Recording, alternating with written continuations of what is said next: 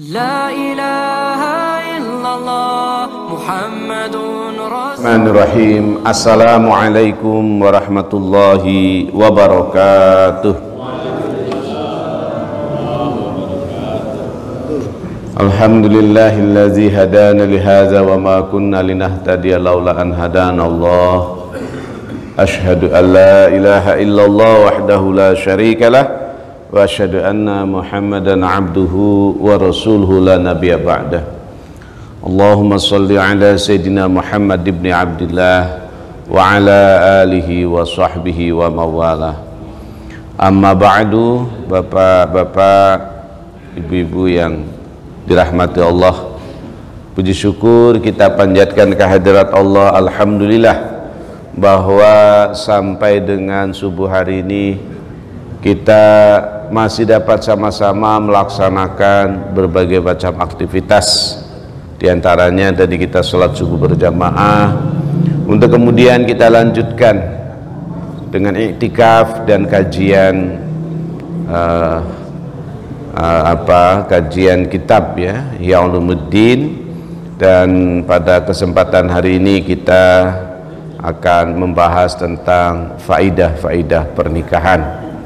Jadi kalau pada bulan lalu Imam Al-Ghazali ya, membahas tentang argumen-argumen orang yang melakukan pernikahan dan yang tidak melakukan pernikahan, didasarkan pada kesempatan orang tersebut untuk banyak beribadah, mana lebih banyak ibadahnya. Jadi bukan karena jomblo tidak karuan, bukan Pak, tapi karena didasarkan pertimbangan banyak ibadah gitu ya. Tapi sebagaimana sudah kita jelaskan pada bulan yang lalu, ternyata argumen-argumen untuk menikah itu lebih kuat gitu ya daripada argumen-argumen untuk meninggalkan pernikahan. Alasannya adalah supaya ibadahnya lebih banyak. Karena di samping dalil-dalilnya juga kurang kuat ya, kemarin itu juga hal-hal lainnya adalah bahwa ternyata walaupun mungkin orang yang menikah itu tadarus Qur'annya tidak sebanyak orang yang sendiri gitu, tahajudnya tidak sebanyak orang yang sendirian gitu. Jadi betapa buruknya kalau orang sudah sendirian, tahajud enggak, tadarus Quran enggak, padahal istri enggak ada, anak enggak ada gitu kan.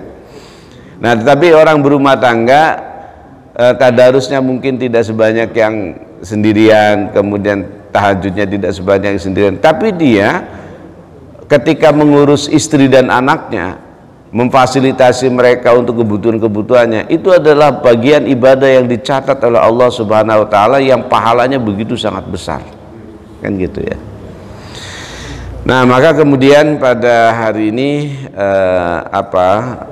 ada 5 faedah pernikahan kata Imam Al-Ghazali. Pertama, al-waladu, anak. Ya, kenapa anak? Nanti kita akan bahas gitu.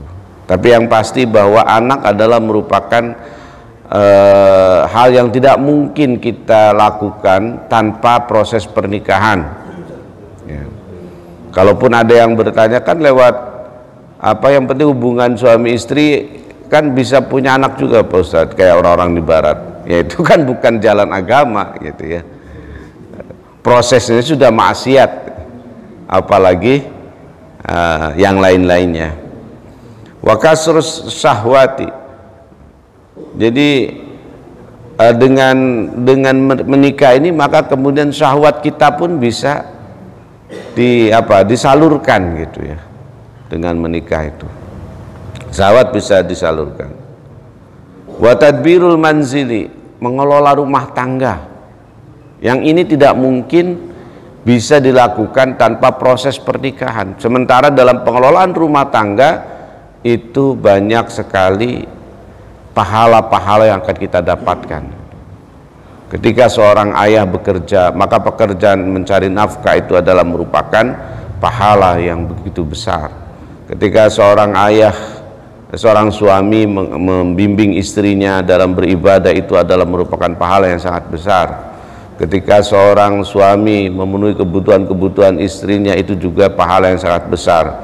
Demikian pula ketika ia punya anak kemudian menjadi seorang ayah, mengantarkan anak-anaknya ke sekolah, anak-anaknya ke dokter, anak-anaknya ke mana tempat tujuan yang baik-baik, itu adalah ibadah yang tidak mungkin bisa didapat oleh orang yang tidak berumah tangga.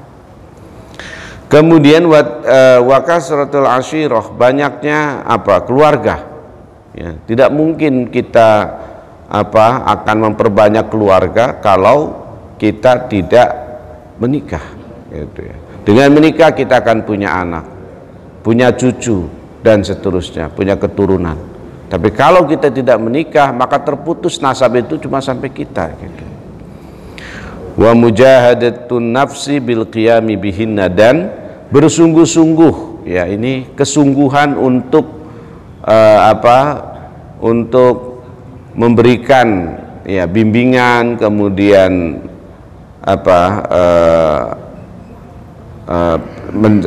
pemenuhan kebutuhan hidup, ya, terhadap istri kita, gitu. Jadi ternyata Bapak sekalian, ketika kita mengalami kesulitan-kesulitan terkait dengan keluarga kita, itu pun pahalanya luar biasa, gitu ya. Mungkin di problematika rumah tangga itu kan banyak sekali, ya, dari mulai masalah psikologi, ekonomi, kesehatan, dan lain sebagainya. Tapi itu semua jika kita hadapi dengan penuh kesabaran, al-qiyam, gitu ya, al-qiyamu bi. Jadi ditegakkan, kita melakukannya dengan penuh kesabaran, ketulusan, keikhlasan, maka itu semua akan memberikan dampak ataupun pahala-pahala yang besar, kebaikan-kebaikan yang tiada tara untuk kita.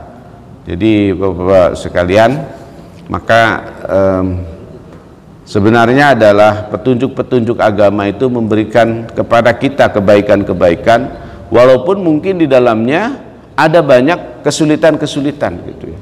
Tapi kesulitan-kesulitan itu hendaknya tidak menjadikan diri kita ya sampai kemudian berburuk sangka kepada Allah lah. Itu yang tidak boleh, ya. Nah, itu yang tidak boleh sampai kalau kita berburuk sangka kepada Allah. Nah, sekarang tentang anak. Apa itu? Wahwa al-aslu walau di'an nikahu. Inilah asal pertama, pokok pertama adanya syariat pernikahan. Apa? Yaitu supaya kita punya anak. Dan karena itulah maka kemudian diletakkan nikah itu sebagai proses supaya ada keberlangsungan hidup, gitu. Wal maksudu ibqaun nasl, dan maksud dari itu semua itu tidak lain kecuali supaya kekalnya keturunan, ya.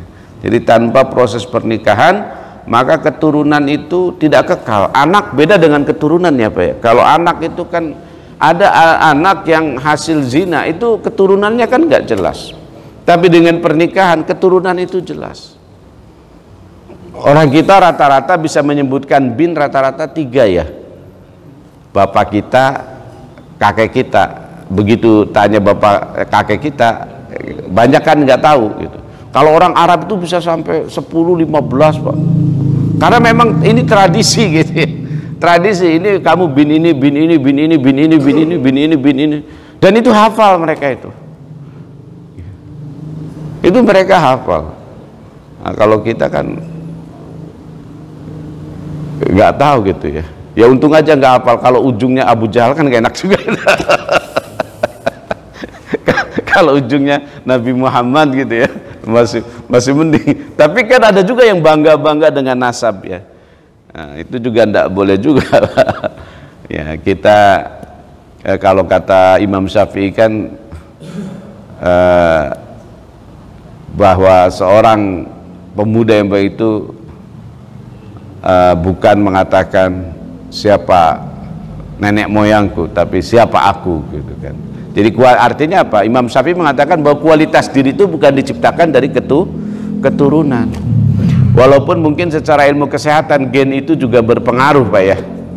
Secara ilmu kesehatan gen itu berpengaruh terhadap seseorang, tapi juga yang paling penting adalah aktualisasi orang itu, gitu. Jadi bukan Oh ini kalau dulu nggak ada kakek saya nggak jadi nih masjid, tapi dia sendiri nggak pernah ke masjid. Ya, buat apa gitu kan? Dia sendiri nggak pernah memakmurkan masjid gitu. Buat apa gitu? Kemudian wa alla yakhlul alamu an jinsil insan, dengan demikian maka alam semesta ini tidak akan sepi dari jenis manusia. Jadi kalau tidak ada kalau tidak ada proses pernikahan ya, maka pasti lama-lama ya populasi manusia akan habis kan gitu ya. Di beberapa negara hari ini sudah banyak tuh ya yang kayak di Jepang katanya kan sudah mulai menurun populasinya karena banyak pasangan-pasangan yang tidak punya anak, akhirnya orang-orang pensiun dikerjakan lagi gitu kan, karena kurang tenaga kerja gitu. Jadi orang yang harus sudah pensiun dipanggil lagi untuk bekerja gitu. Nah, wa inna ma syahwatu khuliqat ba'isatun mustahasatun kal muakil bil fahli fi ikhrajil badr. Jadi syahwat itu diciptakan oleh Allah hanyalah sebagai pembangkit. Jadi kalau nggak ada syahwatnya kan nggak mungkin juga kita bisa berhubungan suami istri kan gitu. Jadi poin pentingnya adalah bahwa dengan pernikahan itu untuk supaya hadirnya manusia di atas muka bumi sehingga bumi ini tidak hilang dari populasi manusia ya. Ini banyak penyimpangan sekarang nih Bang ya. Ada yang propagandanya itu tidak mau menikah sekarang. Ada yang propagandanya LGBT ya kan. Yang semuanya ini kan tidak sesuai dengan tujuan dari pernikahan. Bahwa tujuan pernikahan itu apa? Hadirnya al-walad ya, anak gitu. Lah terus kalau kemudian orientasinya pada LGBT, kemudian tidak menikah tapi hubungan seks gitu, itu kan berarti hanya pada syahwat. Padahal Allah kata Imam Al-Ghazali mengatakan asyahwatu khuliqat ba'isatun mustahisat, bahwa syahwat itu hanyalah sebagai pembangkit saja gitu. Ya, karena kalau tidak ada syahwatnya ya tidak bisa kita punya anak ya kan. Gitu. Karena lewat syahwat itulah maka kemudian anak itu hadir. Seperti misalnya petani gitu kan, dengan menyemai benih gitu ya. Kalau nggak ada benihnya kan nggak bisa tumbuh gitu. Demikian pula wabil unsa fitamkini minal hars talatufan bihima fis siyaqah. Nah demikian pula perempuan ini adalah ya sebagai tempat untuk menanam ya. Jadi sehingga dengan kelembutannya ya dalam mengairi dan lain sebagainya sampai kemudian lahirlah seorang anak bisabab bil wiqa'i, dengan sebab hubungan suami istri. Nah, untuk mendapatkan hubungan suami istri secara sah itu kan lewat akad nikah gitu. Jadi akad nikah itu memang kalau kita baca ayatnya ya, yang surat Ar-Rum yang sering dibaca itu kan itu dikaitkannya dengan tanda-tanda ayat Allah yang tanda-tanda kekuasaan Allah yang ada di alam semesta ya kan. Jadi tanda-tanda kekuasaan Allah itu bukan hanya menciptakan laki-laki dan perempuan, tapi juga adanya langit, gunung dan artinya apa? Bukan sesuatu yang remeh-temeh gitu pernikahan itu, tapi sesuatu yang besar yang berimplikasi pada sesuatu yang akan juga menciptakan hal yang besar gitu, yaitu adanya manusia baru yang kemudian akan menciptakan peradaban baru yang akan memberikan kemajuan tentu saja gitu. Nah oleh karena itu Bapak sekalian, wa fit tawassulil walad ya, untuk mencapai supaya mendapatkan anak yang baik itu paling tidak itu min arba'atin aujuh fil asli. Jadi ada ada empat aspek yang harus kita pegang teguh supaya supaya kita mendapatkan perkenan Allah Subhanahu wa taala. Apa saja empat aspek itu? Pertama, al-awwal muwafaqatu mahabbatillah bisa'i fi tahsilil walad bi husnil jinsil insan.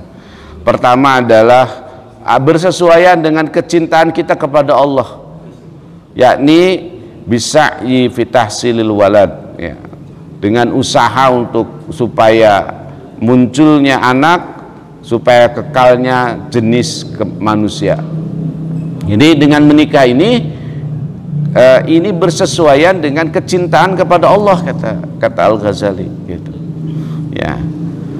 Wa adaqul wujuh wa ba'duha. Ini adalah merupakan hal yang paling jauh an afhamil jamahir, dari pemahaman orang banyak, wa huwa haq wa afwaha. Padahal ini adalah merupakan yang paling hak, paling benar dan paling kuat, ya.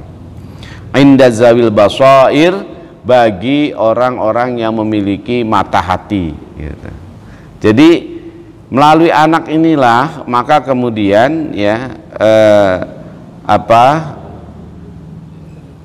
kecintaan kita kepada Allah itu bersesuaian.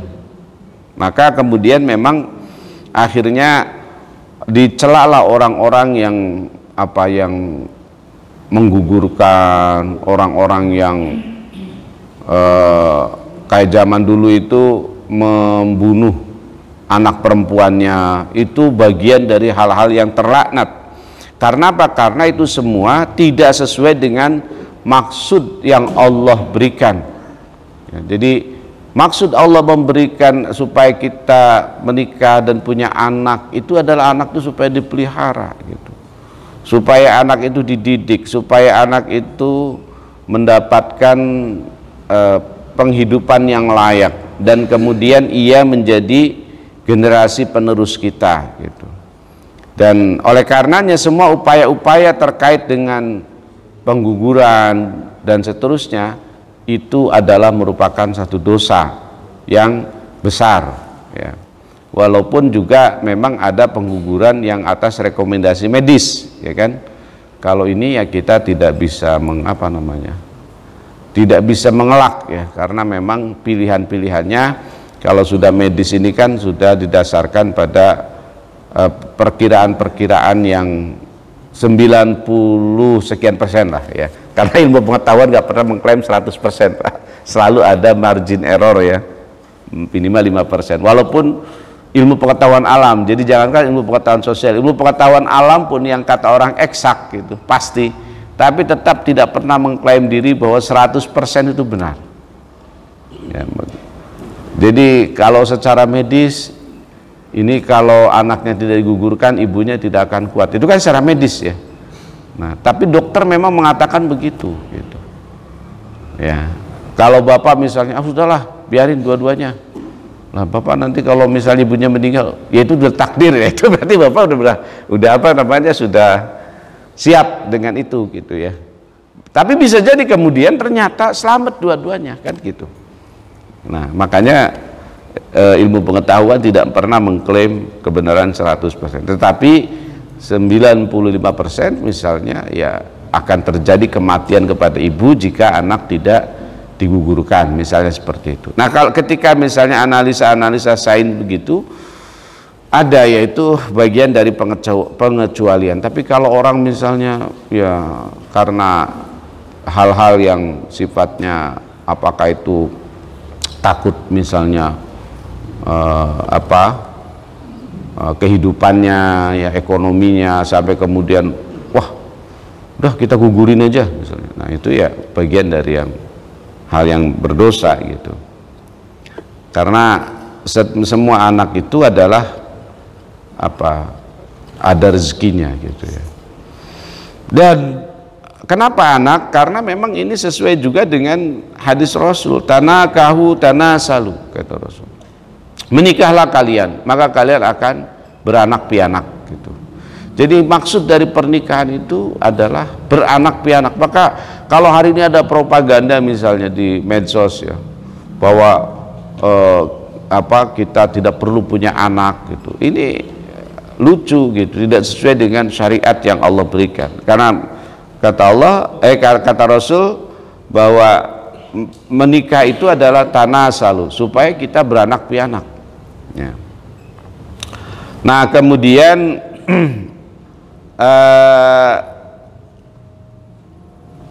berikutnya inna baqa'an nasl wan nafs mahbubun, ya, bahwa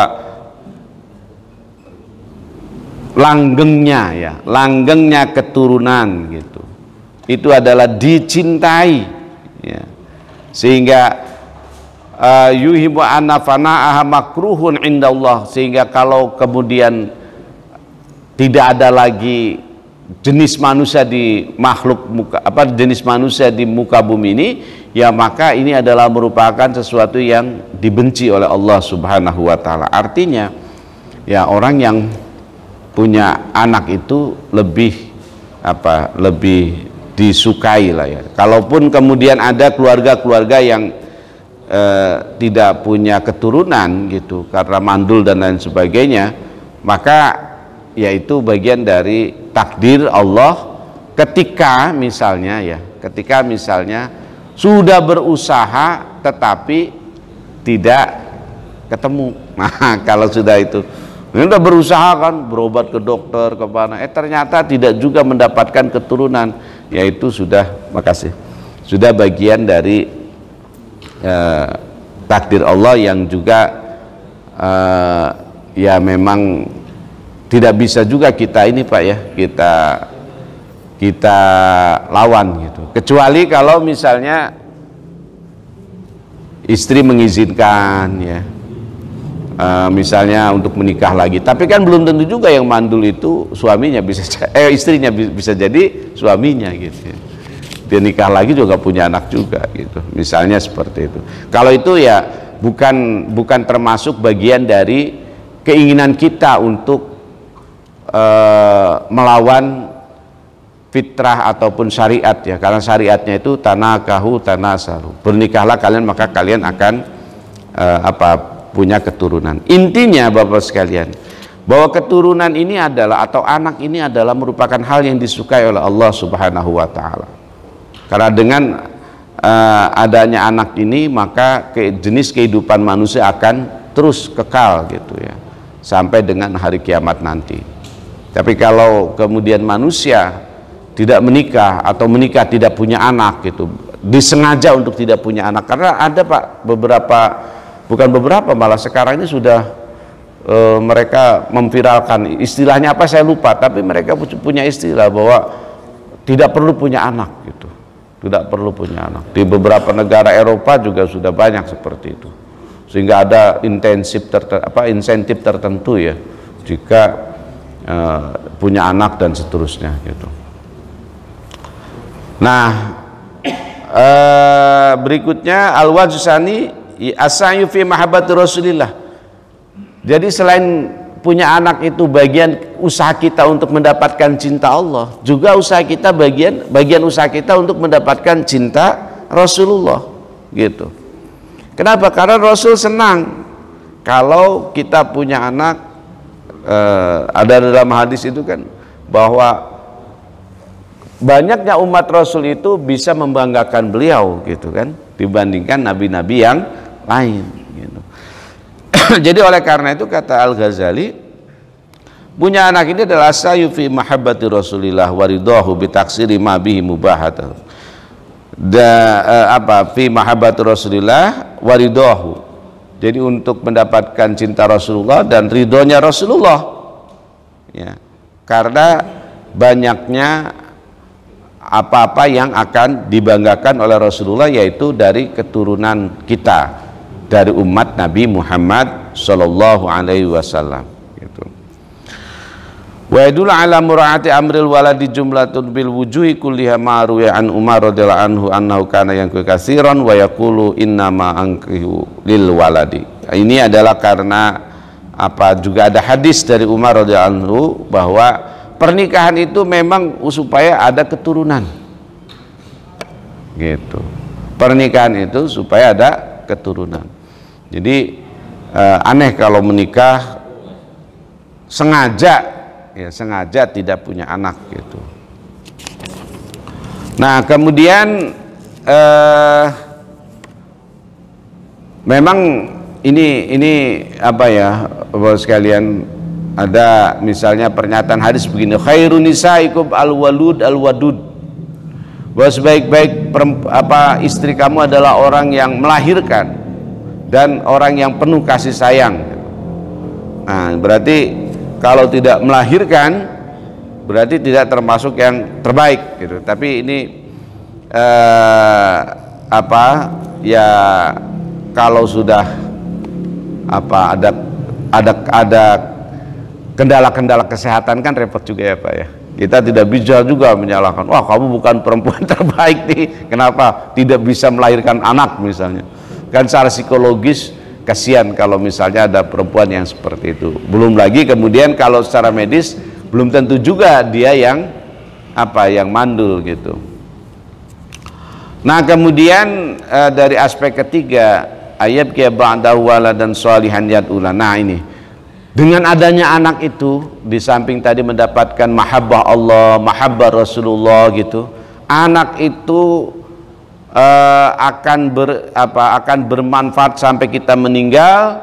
Kenapa? Karena anak yang soleh itu akan mendoakan kedua orang tuanya, kama waroda fil khabari, seperti yang terdapat dalam hadis bahwa anna jami' amal ibni Adam munqati'un, bahwa semua amalan anak Adam itu akan terputus ila salasan, kecuali 3. Fazikral waladus sholih, maka di antara 3 itu disebutkan adalah al-walad al-sholih.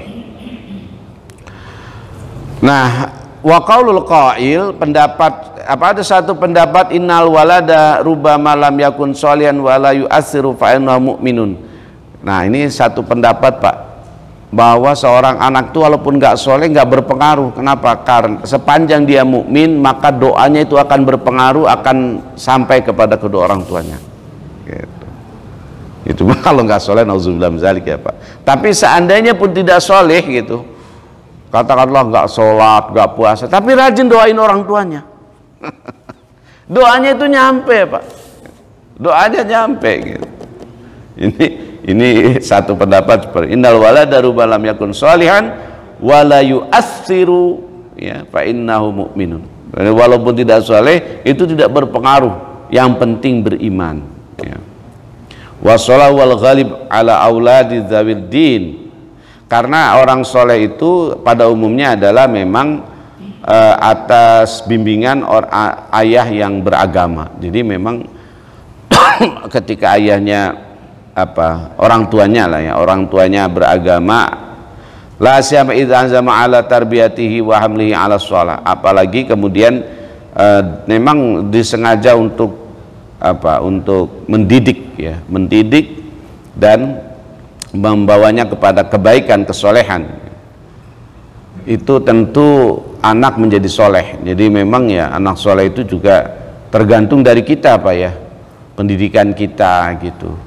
Kalau pendidikan kita tidak menuju pada kesalihan, tetapi kita menjadi anak soleh juga ya repot juga gitu ya, pasti akan ada pertentangan di situ.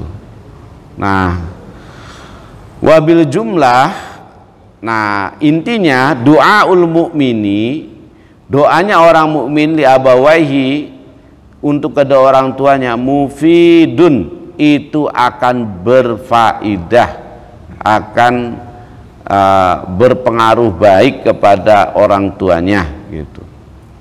Barron kana au fajrun, baik anak itu menjadi anak yang soleh maupun anak yang banyak dosa, tetap doanya itu akan mengalir. Fahuwa musabun ala da'watihi, maka orang itu, yakni orang tua itu akan diberikan pahala atas doa-doa anaknya, wa hasanatihi, dan kebaikan-kebaikan anaknya gitu.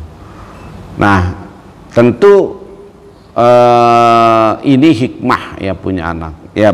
Pasti kalau anak kita sekolahkan ya di sekolah agama atau dipesantrenkan atau diberikan pendidikan agama walaupun di sekolah umum gitu, diberikan pemahaman bahwa kamu harus sholat, kamu harus ngaji, kamu harus puasa, dan anak itu menjadi anak yang taat ibadahnya gitu, maka insya Allah ini anak berarti kebaikan-kebaikannya juga akan nyampe kepada kedua orang tua gitu.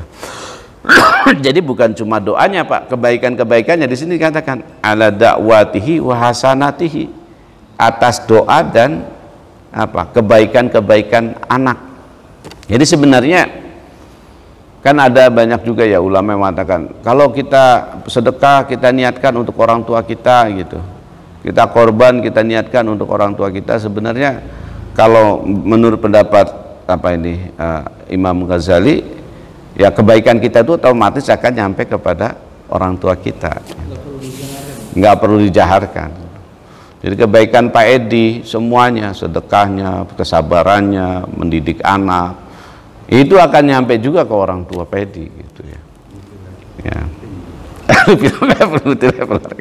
Ya intinya memang kebaikan-kebaikan itu harus kita tanamkan, maka kebaikan itu akan juga diberikan gitu ya.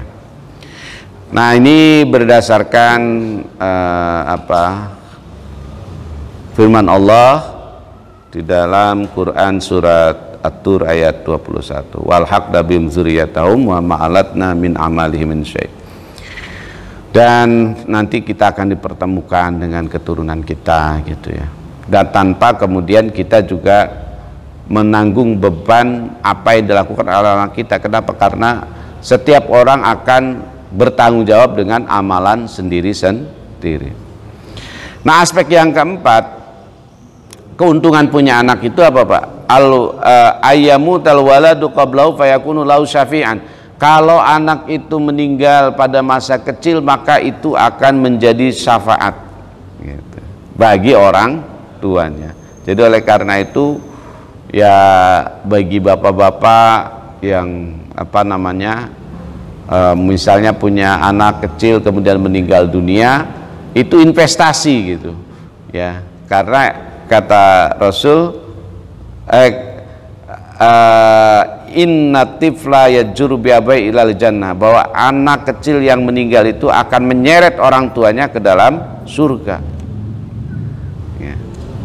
Maka beruntunglah bapak-bapak yang misalnya anaknya ya masih bayi wafat atau usia balita wafat, karena itu investasi buat keluarga bapak-bapak itu.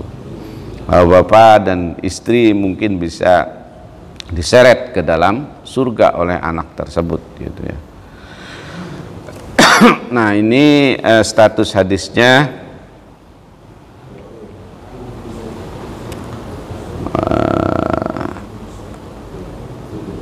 min hadis Ali badallahu min hadis Muaz. Ya hadisnya memang dhaif Pak ya, tapi kan dhaif itu kan tidak selalu ya memang tidak bisa dijadikan dasar, tapi bisa jadi ada benar ya, dhaifnya banyak maka menjadi benar kata para ahli hadis gitu. Kemudian intinya dengan adanya anak ini ya, ketika ia sudah meninggal, bahkan anak yang soleh yang sudah besar sekalipun, ketika dia akan masuk surga dan tidak melihat orang tuanya, dia akan bertanya, la adkhulul jannata illa wa abai ma'i, saya tidak akan masuk surga kecuali orang tua saya bersama saya gitu kan.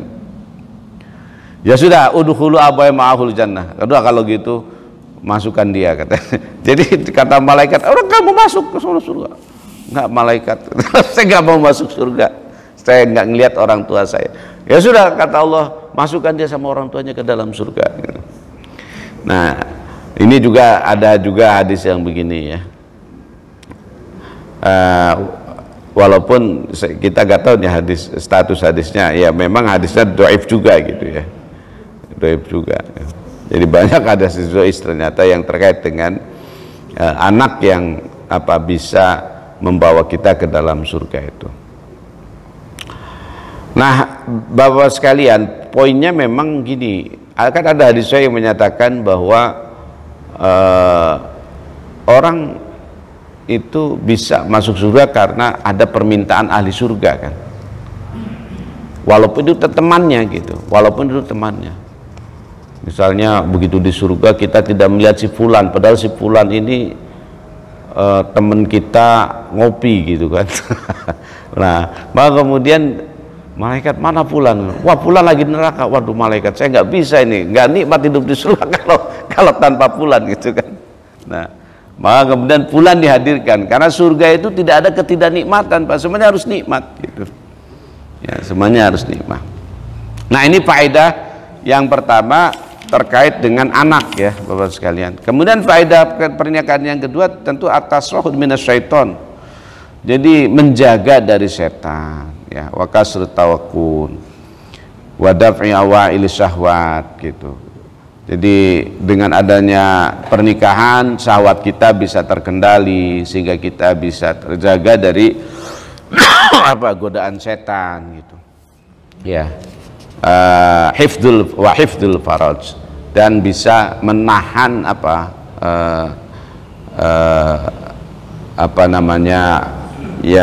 nafsu lah gitu. Kenapa? Karena ada salurannya gitu. Dengan pernikahan itu ada salurannya. Nah, ini kenapa? Karena memang agama itu adalah fitrah ya. Agama itu mengatur fitrah kemanusiaan, bahwa manusia itu memang ada fitrah seksualitasnya gitu. Maka fitrah seksual ini harus disalurkannya dengan cara yang benar. Lewat apa? Proses pernikahan ya. Lewat proses pernikahan, sehingga kalau orang itu belum mampu menikah, kata Rasul kan fa'alai bisawm, maka puasa ya, karena puasa itu salah satu untuk mengendalikan syahwat orang gitu ya. Nah, intinya sekalian bahwa syahwat itu memang ada dan itu harus disalurkan, dan penyalurannya adalah lewat hawa nafsu, lewat pernikahan gitu ya. Sehingga dengan pernikahan ini maka kemudian akan terjadi penyaluran secara benar, secara sah gitu, dan kemudian akan memperoleh keridhaan dari Allah Subhanahu wa ta'ala. Nah, kemudian yang faedah ketiga adalah tarwihun nafas wa inasiha bil mujalasati wan nazari wal mula'abati rahatan lil qalbi wa taqwiyatan lahu alal ibadah. Dengan pernikahan ini jiwa kita akan tenang, penuh istirahat gitu, dengan mujalasa, duduk-duduk dengan istri gitu ya. Kemudian mula'abah, bermain-main, bercanda dengan istri gitu. Itu adalah bagian-bagian yang sepele, tetapi itu ternyata manusia itu butuh itu semua, kata Imam Al-Ghazali. Jadi manusia itu nggak harus serius terus hidup itu, di masjid serius, di kantor serius, di rumah serius. Lah kapan mau tenang gitu. Maka al-mula'abah ya, bermain-main dengan pasangan itu adalah bagian dari hikmah dari pernikahan itu, faedah dari pernikahan, sehingga tidak tertekan ya, fa inna nafsa malulun wa hiya anil haqqin ya. Jadi ada dalam jiwa kita itu memang ada kecenderungan untuk itu gitu, sehingga tidak kemudian kita itu ditekan terus gitu hidup ini. Nah, jadi ada hal-hal yang memang perlu istirahat, dan wa yurawihul qalb, hati juga menjadi istirahat gitu ya. Jadi hati kita pun istirahat, artinya tidak melulu misalnya ingat neraka, ingat siksa. Kalau itu melulu yang diingatkan repot juga kita ya. Begitu menghadapi istri kan penuh dengan ya bercanda. Kalau Rasul kan kita lihat misalnya beliau itu dengan istrinya kan kadang ya mandi bersama gitu. Artinya di situ ada aspek-aspek yang keistirahatannya itu begitu luar biasa gitu ya. Nah, padahal Rasul itu kan serius hidup beliau itu di masjid sebagai pemimpin, di medan perang sebagai pemimpin, menghadapi utusan-utusan orang yang dari berbagai macam negeri gitu. Tapi beliau ketika dengan istrinya ya santai gitu ya, bercanda dan seterusnya gitu. Kemudian faedah pernikahan yang keempat adalah tafrigul qalbi an tadbiril manzil wa takaful bisukli tabkhi wal kinasi wal firasi wa tanzifil awati wa tahiyatil asbabil ma'isyah. Jadi dengan menikah ini, kata Imam Al-Ghazali, maka kemudian kita juga ada tadbirul manzil, mengelola rumah tangga. Dalam pengelolaan rumah tangga itu ya ada proses di situ, memasak gitu ya, kemudian menyapu. Jadi itu bagian-bagian yang memang pahalanya itu banyak gitu ya, pahalanya itu banyak. Jadi fal mar'atu sholihah al-maslali manzil takfulu bijami asghalil manzil lidai aksari awqatihi wa lam yatafarraq lil ilmi wal amal.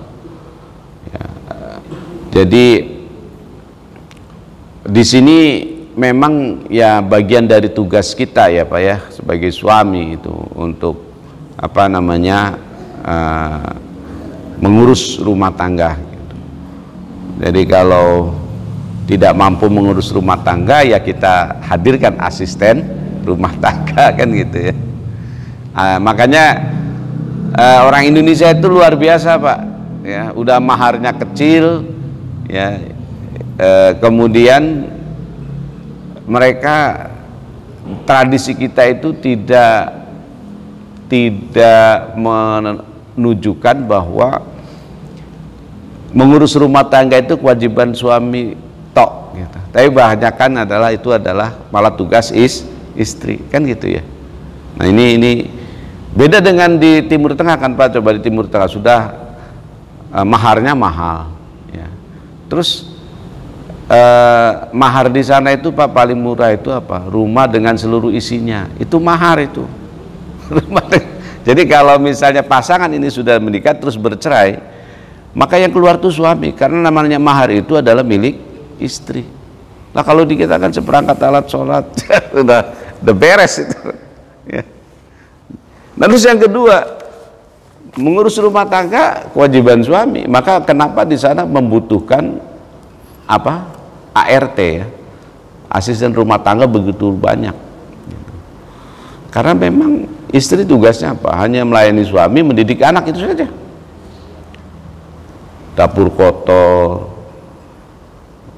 kotor itu tugas suami. Suami nggak bisa, maka kemudian menghadirkan asisten rumah tangga.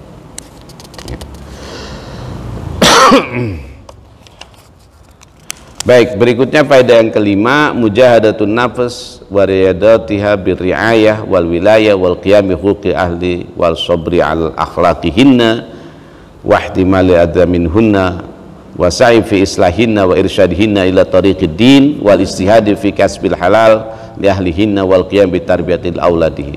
Jadi dengan apa Pak? Dengan menikah ini ada mujahadah, ada kesungguhan gitu ya. Untuk apa? Untuk memenuhi dan memimpin keluarga gitu. Untuk mencukupi hak-hak keluarga. Ya. Udah gitu apalagi? Sabar terhadap akhlak keluarga. Jadi kita juga sabar Pak. Kalau misalnya ternyata anak begini, istri begitu, itu pahalanya banyak gitu ya. Dan harus sabar. Ya. Wahtimal minhu wasayifil islahina, dan kita mencoba untuk memperbaiki ya, memperbaiki. Dan wa irsyadihinna, menasehati. Tidak boleh walaupun anak istri misalnya ada hal yang kurang kita sukai kemudian kita main kasar, nggak boleh. Tetapi kita harus memberi nasihat, memberikan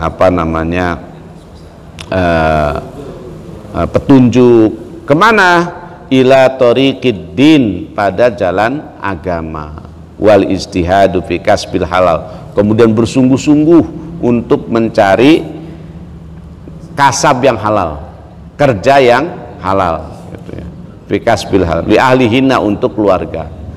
Itu semua kata Imam Ghazali adalah merupakan faidah-faidah pernikahan yang tidak mungkin didapatkan jika orang tidak punya istri gitu. Kalau orang nggak punya istri kan ya untuk dirinya saja, dia kerja hanya untuk dirinya, dia tidak ada misalnya memberikan Ya tidak seperti seorang suami lah ya gitu. Sabar hanya untuk dirinya kan. Kalau suami kan mungkin dirinya nggak kenapa-napa, tapi istrinya lagi sakit, dia sabar. Anaknya lagi sakit, dia juga harus sabar. Baik, ini Bapak sekalian ya, 5 faidah ya. 5 faidah dari pernikahan ya. Adanya pernikahan itu tentu ada dinamikanya, tapi juga ada banyak pahala di dalamnya ketika kita melaksanakannya didasarkan karena Allah Subhanahu wa taala. Saya kira ini